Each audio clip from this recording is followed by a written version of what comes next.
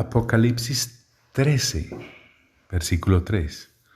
Vi una de sus cabezas como herida de muerte, pero su herida mortal fue sanada, y se maravilló toda la tierra en pos de la bestia. Y adoraron al dragón que había dado autoridad a la bestia, y adoraron a la bestia diciendo: ¿quién como la bestia, y quién podrá luchar contra ella? También se le dio boca que hablaba grandes cosas y blasfemias, y se le dio autoridad para actuar 42 meses. Y abrió su boca en blasfemias contra Dios, para blasfemar de su nombre, de su tabernáculo y de los que moran en el cielo. Dice el versículo 7. Y se le permitió hacer guerra contra los santos. Ojo, se le permitió. Nada puede hacer fuera de lo permitido. Su poder es evidentemente limitado. Guerra contra los santos, contra los creyentes hijos de Dios. Ya nos había dicho el capítulo 12, versículo 17. Entonces el dragón se llenó de ira contra la mujer y se fue a hacer guerra contra el resto de la descendencia de ella, los que guardaban los mandamientos de Dios y tienen el testimonio de Jesucristo. Entonces ya en el capítulo 12 vemos al dragón haciendo esta guerra contra los hijos de Dios, contra los que tienen el testimonio de Jesucristo, evidentemente entonces cristianos, y acá a la bestia se le permite hacer guerra contra los santos. ¿Y cuál es el efecto de esa guerra contra los santos? Dice, y vencerlos. Ya en Daniel 7:21 se anunciaba esto. Y veía yo que este cuerno hacía guerra contra los santos y los vencía. Bien dijo el Señor Jesús: no temáis a los que matan el cuerpo y después no pueden hacer nada con tu alma. Aquí hay una muerte biológica, indudablemente.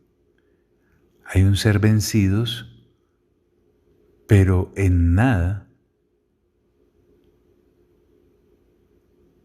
cambia el destino eterno de los que en Cristo Jesús creemos. Está asegurada nuestra estancia al lado del Padre, del Señor Jesús y del Espíritu Santo para la eternidad. O sea, Juan a estas alturas, pienso que supone que ya hemos leído cartas del apóstol Pablo, tales como en 1 Corintios capítulo 15, en donde se nos habla de la resurrección, en donde se nos habla de un cuerpo nuevo, que ya hemos leído cartas del apóstol Pablo como 1 Tesalonicenses capítulo 4, versículo 13 al 18, en donde se nos habla de nuestro reunirnos con el Señor. En fin, por eso Él dice con facilidad esto, y se le permitió hacer guerra contra los santos y vencerlos. Más adelante ampliaremos un poco más esto. También, dice, se le dio autoridad, ojo, nuevamente, todo lo que hace esta bestia es limitado. También se le dio autoridad sobre toda tribu, pueblo, lengua y nación. Recordemos, cuando se refiere a tribus es sin distinción de etnias. Cuando se refiere a pueblo es el conjunto de personas de un lugar o país. Cuando se refiere a lengua, está hablando de todo sistema de comunicación verbal. Y cuando se refiere a nación es el conjunto de personas de un mismo origen y que generalmente hablan el mismo idioma y tienen tradiciones comunes. Entonces a esta bestia se le da autoridad sobre tribus, pueblos, lenguas y naciones.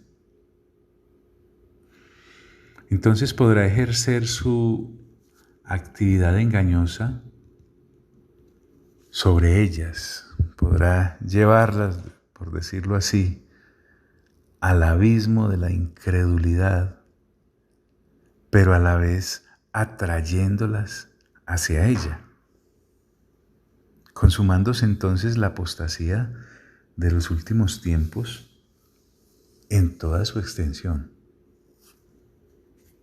Así que todo este poder de engaño se cierne sobre aquellos que en Cristo Jesús decidieron no creer, en Cristo Jesús decidieron, en vez de honrarlo, pues blasfemarlo. Tremendo lo que se le viene al incrédulo por haberle dado la espalda a Dios. Bueno, pero por hoy te envío un fuerte abrazo y te deseo el mejor de los días.